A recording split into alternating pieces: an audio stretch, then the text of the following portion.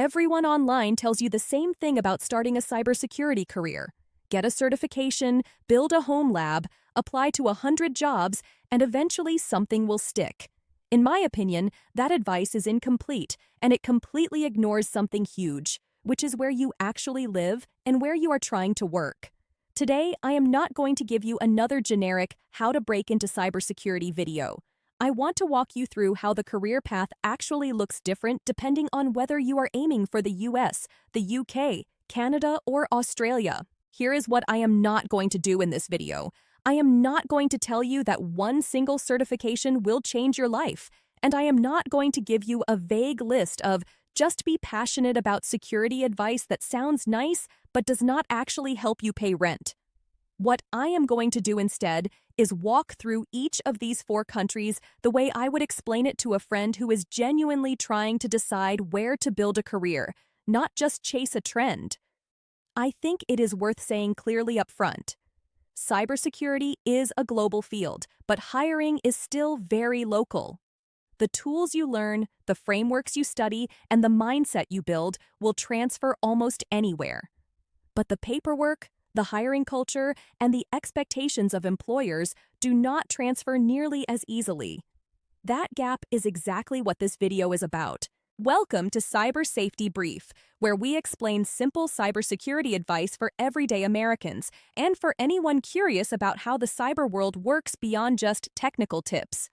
Before we get into it, I want to be upfront. This video is based on authentic, legal, and publicly available cybersecurity career information. Everything here is for awareness and educational purposes, meant to help you make informed decisions, not to replace advice from a licensed career counselor or immigration professional. Point 1. The United States.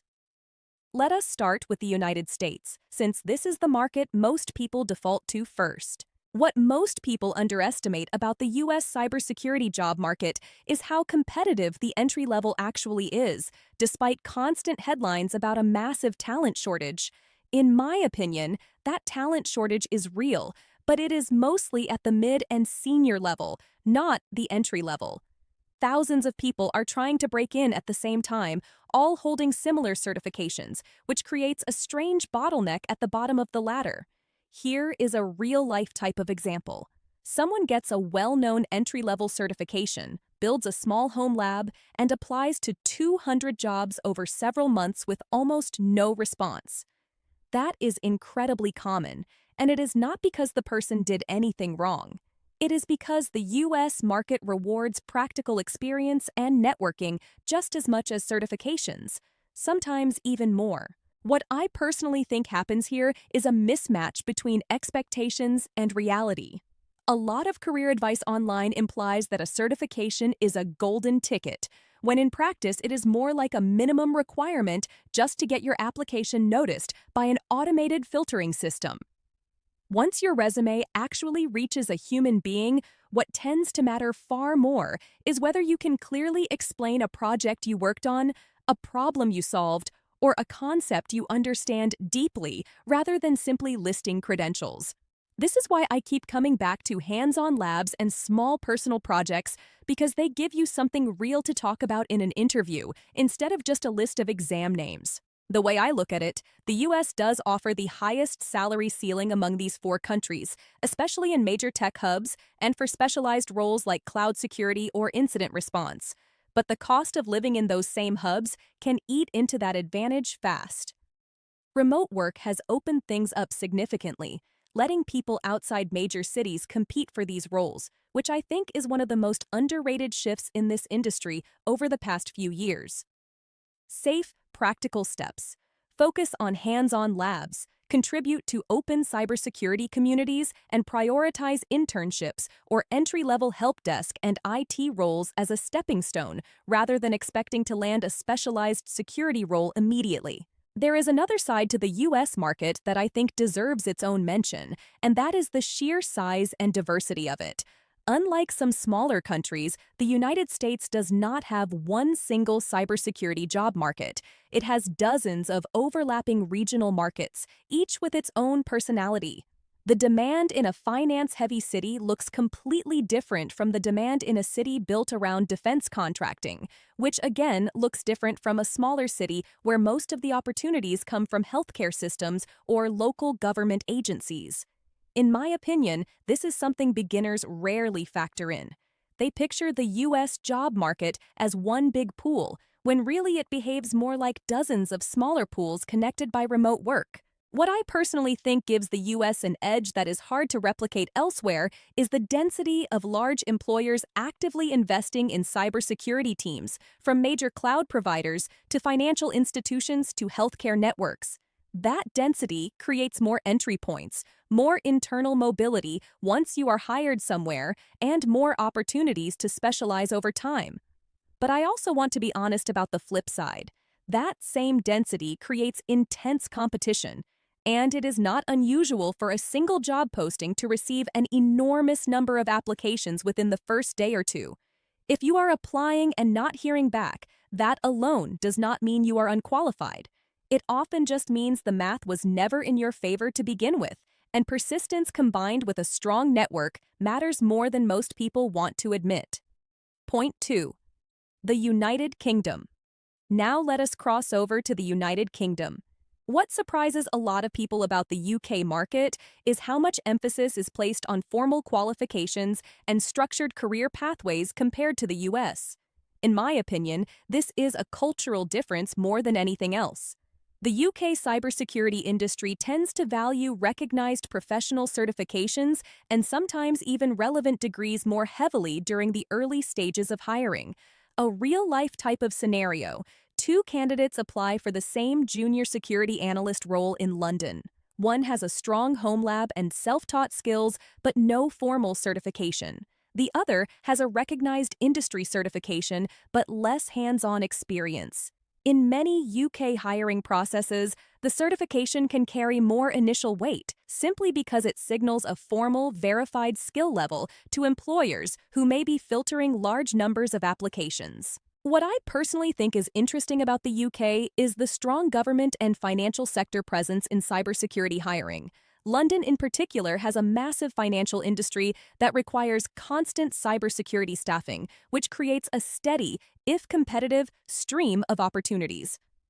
Salaries in the UK tend to be lower on average compared to the US, but the overall cost structure, healthcare system, and work-life balance expectations are genuinely different, which changes what good salary even means in context. Let me know in the comments if you agree with this. Do you think certifications matter more than hands-on experience when you are just starting out? There is also a structural difference in the UK that I think is genuinely underrated, and that is the role of apprenticeships and graduate schemes. Many large UK employers, especially banks and government-linked organizations, run structured programs that take someone with little to no experience and walk them through a defined path into a full cybersecurity role over a year or two. In my opinion, this is one of the most reliable entry points into the industry anywhere in the world because it removes a lot of the guesswork. You are not applying blind into a general pool. You are entering a program that is specifically designed to train and then retain people. What I personally think sets the UK apart from the US is the relationship between regulation and hiring. Because UK organizations operate under strict data protection expectations, a huge number of cybersecurity roles are tied directly to compliance requirements rather than pure technical defense. This means that if you come from a background in law, auditing, risk management, or even general business operations, the UK market tends to be more welcoming to that kind of transition into cybersecurity than some of the other countries we are discussing today. It is a market that values structure, and if structure is something you personally thrive in, this may be the environment where you grow the fastest. Point 3. Canada. Let us talk about Canada next, because I think this market gets overlooked constantly. What most people underestimate about Canada is how closely tied its cybersecurity job market is to the broader North American tech industry, while still having its own distinct character. Cities with strong tech scenes have growing demand for cybersecurity professionals, particularly in finance, telecommunications, and government sectors. Here is a real-life type of example.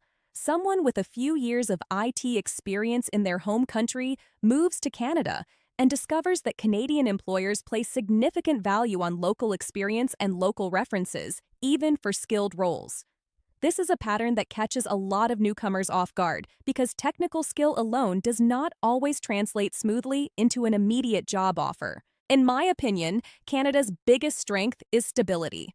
The job market may not have the explosive salary ceiling of the US, but it tends to have strong job security, solid benefits, and a genuine emphasis on maintaining a sustainable work-life balance, which some people value far more than a slightly higher paycheck.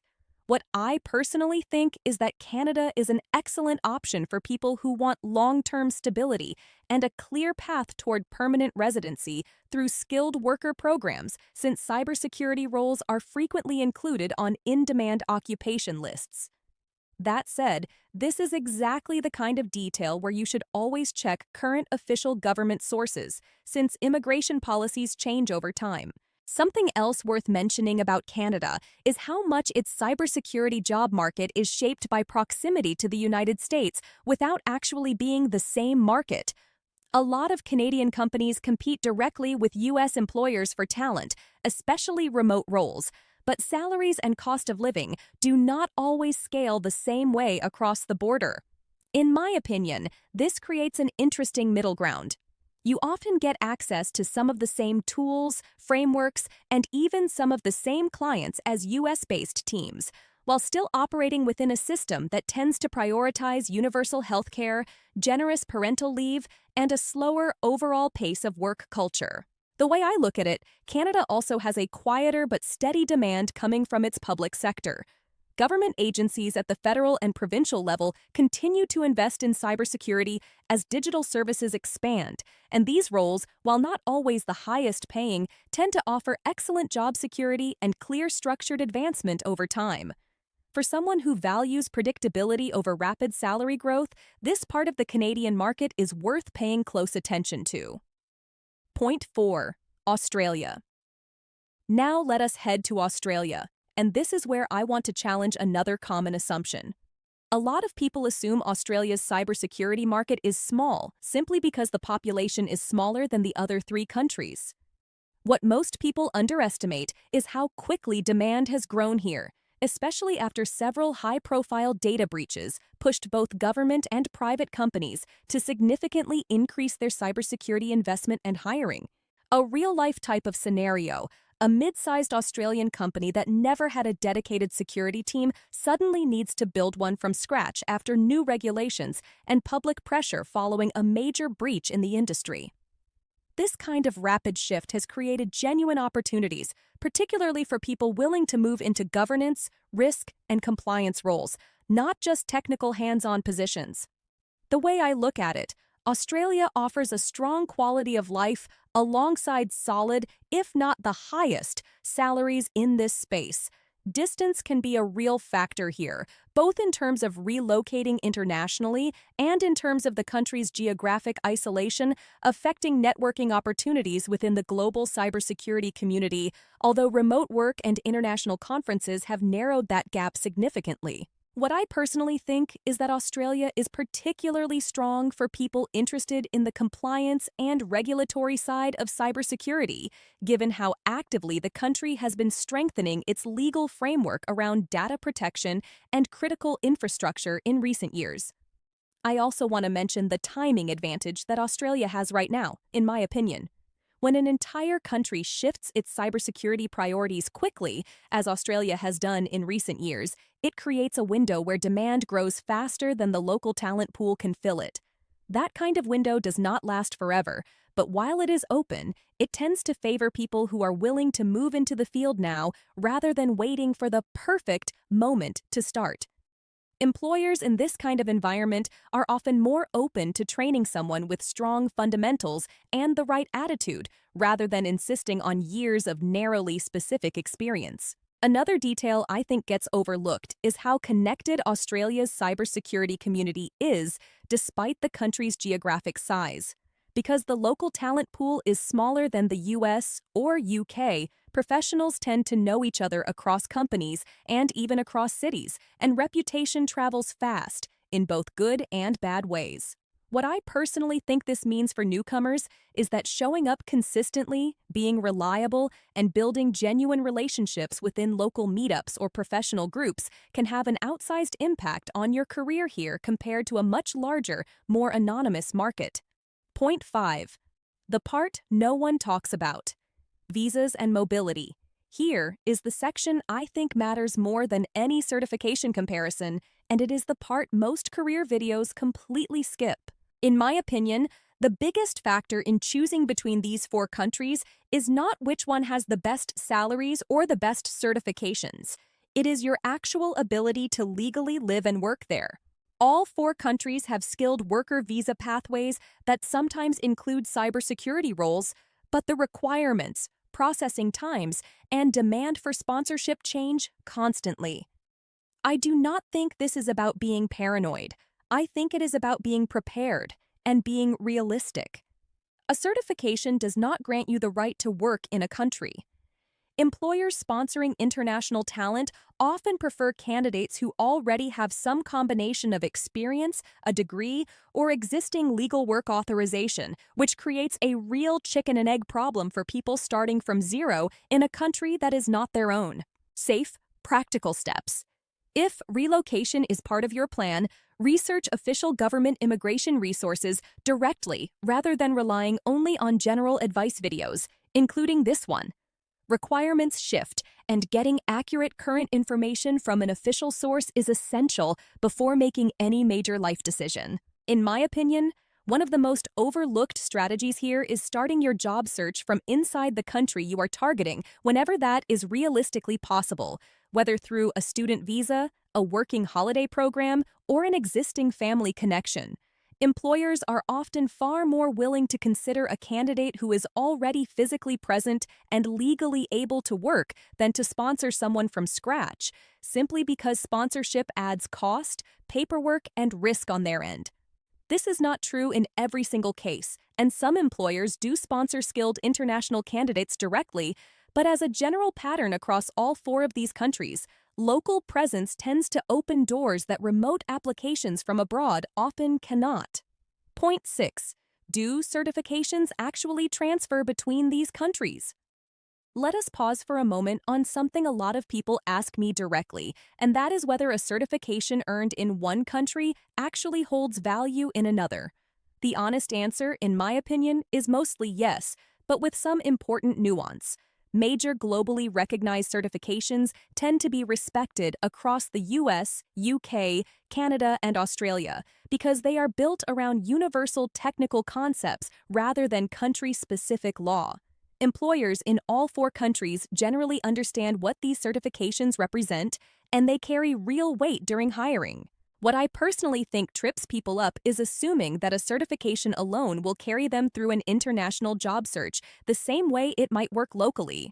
A certification tells an employer you understand certain concepts. It does not tell them you understand local compliance requirements, local data protection law, or the specific regulatory environment their industry operates in that country. This is exactly why someone can hold an impressive certification and still struggle to get traction in a country they just moved to, while someone with a less impressive certification but strong local knowledge gets hired faster. Here is a real-life type of example. Someone earns a well-known security certification while living in one country, then relocates internationally and expects the certification alone to open doors immediately. Instead, they find that employers ask detailed questions about local frameworks and expectations that were never covered in their original certification training. This does not mean the certification was wasted. It means it needs to be paired with local research and, ideally, some local networking before it can fully translate into job offers. What I personally think is the smartest approach, regardless of which of these 4 countries you are targeting, is to treat your certification as a foundation rather than a finish line. Pair it with reading about that specific country's data protection laws, following local cybersecurity news, and, if possible, connecting with professionals already working there. Employers notice the difference between a candidate who clearly did their homework on the local landscape and one who is simply applying the same generic resume everywhere. Point 7. the remote work factor that changes everything. Before we get to the final comparison, I want to talk about something that quietly reshapes everything we have covered so far, and that is remote work. In my opinion, remote work has done more to blur the lines between these four countries than any single policy change. A cybersecurity analyst sitting in a smaller city in one of these countries can now realistically work for a company headquartered in a completely different one, at least in roles that do not require handling classified information or being physically present on secure premises. This has quietly expanded opportunity for a lot of people, especially those who do not live near a major tech hub. What I personally think is important to understand here is that remote work does not eliminate the differences between these markets, it just shifts them. You may not need to physically relocate to benefit from a stronger salary market, but you often still need to navigate tax residency rules, time zone expectations, and sometimes contractor-style employment instead of traditional full-time roles. A real-life type of scenario. Someone lands a remote cybersecurity role with a company in one of these four countries while physically living in another. On paper, this looks like the best of both worlds, and often it genuinely is. But it can also come with added complexity around taxes, benefits, and legal employment status that a fully local role would not have. The way I look at it, this remote trend is likely to keep growing, and for viewers watching this video, it means the question is not just, which country should I move to? But also, which country's companies should I be trying to work for, regardless of where I physically live? Those are two very different strategies, and understanding which one fits your situation can save you a lot of wasted effort. Point 8. So which country is actually best for you? So after all of that, which one is actually best? In my opinion, there is no single correct answer, and honestly, I think that is the most important takeaway from this entire video. If pure salary ceiling and career acceleration matter most to you, the US tends to offer the strongest upside, especially in major tech hubs. If you value formal structure and access to a massive financial sector, the UK has real strengths. If long-term stability and a clearer path to permanent residency matter most, Canada stands out. And if quality of life alongside growing demand in governance and compliance appeals to you, Australia is worth serious consideration. What I personally think is that too many people choose a country based on salary numbers they saw in a single article, without considering cost of living, visa realities, or their own personal life goals. The right country for your cybersecurity career depends on your specific priorities, not just a general ranking. I would also like to know your opinion. If you could only pick one of these four countries to start or grow your cybersecurity career, which one would you choose, and why? Before we wrap up, I want to leave you with one last thought that I think matters more than any single country comparison. In my opinion, the biggest predictor of success in this field is not which country you choose. It is how consistently you keep building your skills, your network, and your reputation over time, no matter where you start. I have seen people build strong careers in every single one of these four countries, and I have also seen people struggle in every single one of them. The differences we covered today are real, and they matter, but they do not override the basics of showing up, staying curious, and being someone employers can trust. What most people underestimate, in my opinion, is patience. Whichever country you choose, this is rarely a fast path. It tends to reward people who treat the first year or two as a foundation-building phase, rather than expecting an immediate specialized role with a top salary right out of the gate. I do not think this is about being paranoid. I think it is about being prepared, and having realistic expectations from the very beginning tends to lead to far less burnout and far more long-term success. If this video helps you understand online safety and career planning more clearly, like the video and subscribe to Cyber Safety Brief for more simple cybersecurity advice. Stay alert, stay informed, and stay intentional about your career path. Choosing a country is a big decision, but it is only one part of a much longer journey, and the habits you build along the way will matter just as much as the passport you are working from. Before you go, comment below which country you are personally considering and what is holding you back from starting today.